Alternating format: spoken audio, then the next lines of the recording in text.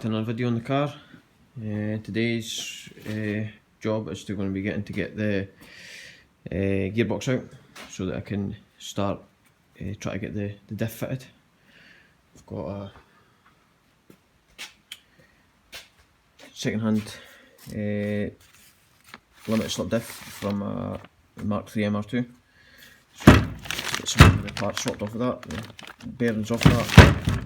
I've got a stage 1 clutch and a standard light and flywheel as well to go in, so I'll get them fitted once the box is out. But yeah, the first part of the video is going to be getting the car up, get the box out and see what happens from there.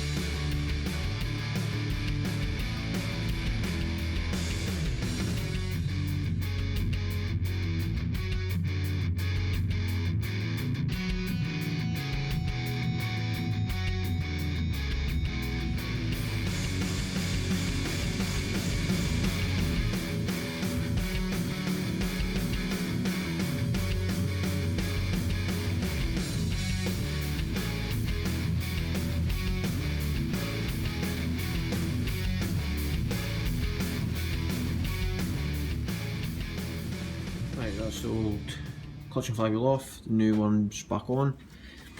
Just having a look at the old clutch, seems to be quite a lot of wear. This was a used clutch when it went on, but I don't remember them being as much wear as this on the friction plate. Small burning smell, clutch burning smell when I took it off, but nothing strong. Just wondering if maybe the release, the slave cylinder's not releasing properly.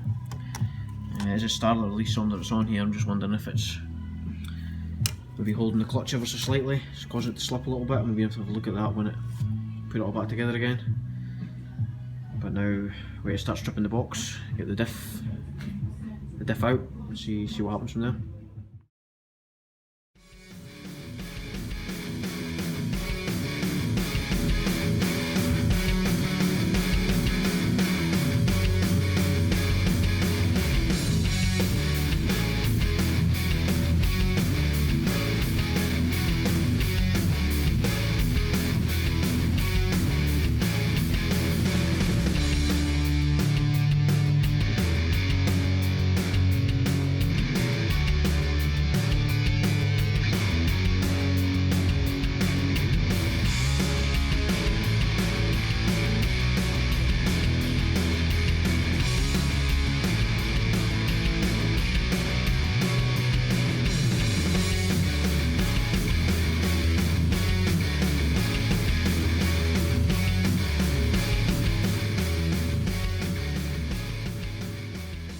Right, so fast forward a couple of days since I stripped the box down. I've got the used bearings out of the box all swapped over onto the new diff. I've got all the bolts retorqued, crown wheels swapped over. It's ready to go in. I just need to do the preload. So set the load on these tapered bearings where they sit into the casings here. This is the top casing. So this shim here, the thickness of that shim changes the load on the tapered bearings. So let's turn this round.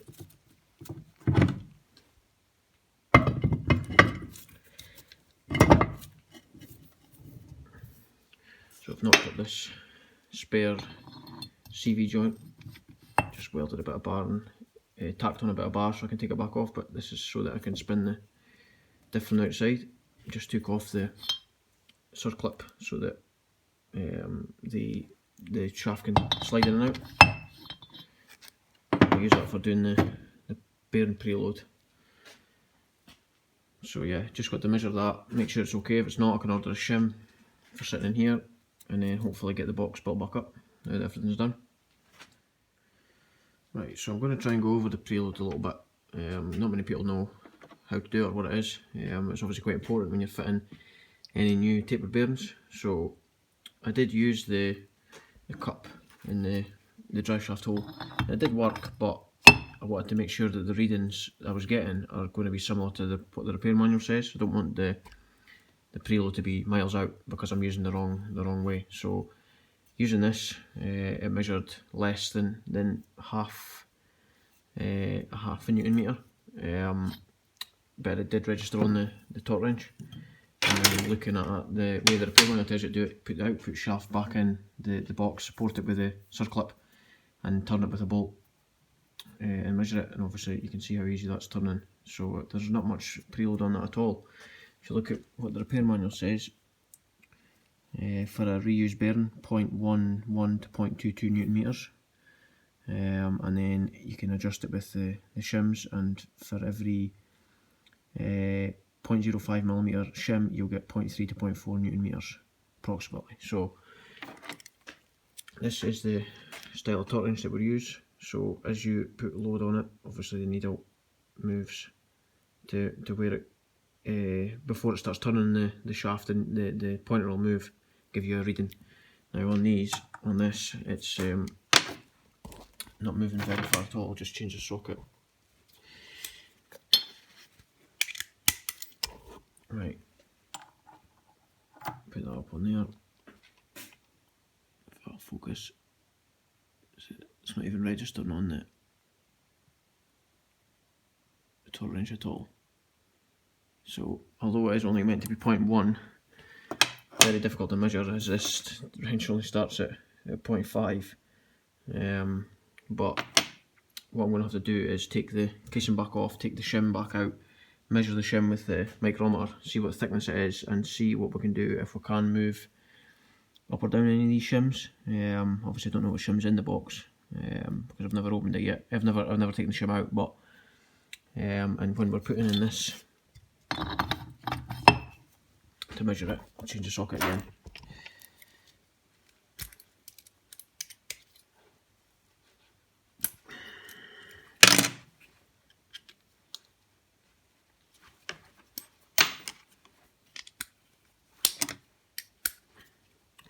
Yeah, when we're using this one, we're getting about almost half,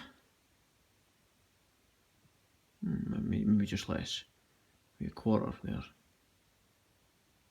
But that's with the output shaft in, so without, it wasn't far off that, but again I want it to be as accurate as possible, so I'm going to take the shim out and measure it anyway and see what it is, and decide if I need to order a new one or if I'm just going to leave it at that. It does feel pretty good. Right, that's the shim pulled out the gearbox now.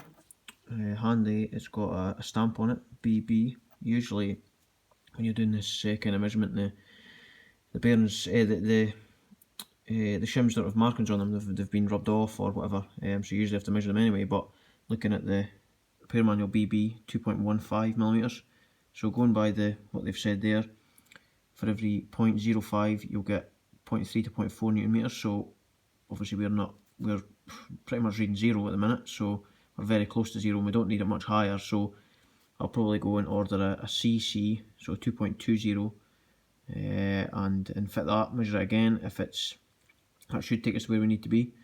If it's not, then I'll just drop it back down and put it back in the BB, and I'll leave it happy at that. But as the torque wrench makes it difficult to measure what we need, 0.1, 0.11 to 0.22, we're just going to have to go with the next one, see what happens. So I'll have to get that ordered and hopefully get the box rechecked in a couple of days, and then it should be on to building it and fitting it. Right, I managed to get a new shim pretty quickly on the next day, so that's now the CC. So that basically just goes, I'll show you here, that's the race, so that just sits in the casing there. This is the race for the bearing, and that just sits back inside there, and then obviously you press that back in, and then refit the casing, try again, remeasure it, see what's happening with that. So let's hope that the torque settings say the preload's now spot on. Right, that's the casing down once more, check this bearing again, now that it's got the new shim fitted.